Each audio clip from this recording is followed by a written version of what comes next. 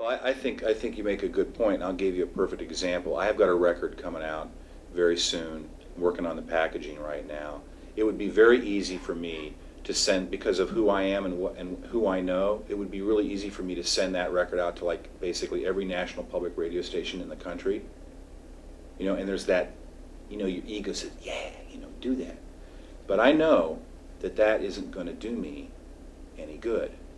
And I know that what I need to do is to just target radio stations, and I've done so just in Massachusetts, and I've got them basically within 128, between 128 and 495, RISMA, which is Rhode Island, Southern Mass, and then the Berkshires in Western Massachusetts.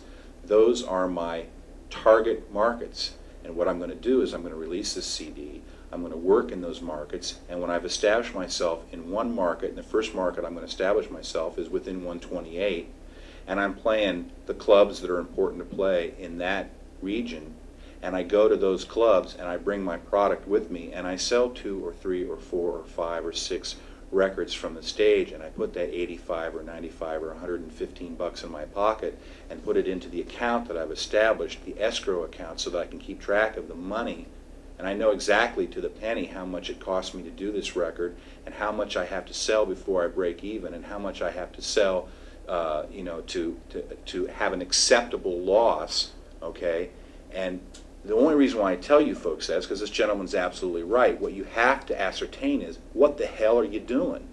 It'd be real easy to come up with a record and then go hire some highfalutin schmuck from New York who's going to and it's all going to go off into space.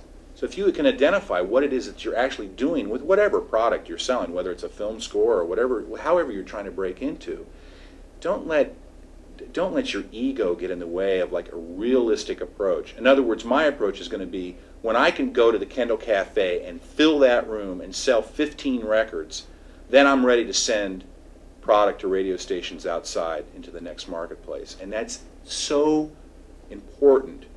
It's so important that you understand the marketing aspects of what you're doing, and that you need to build a power base. You need to build a personal power base so that you can build and build and build and build. Not a house of cards, but something that's real, something that you can take to the bank. Because that's the bottom line. If you can't make a living in your chosen field, you're going to be miserable and broke.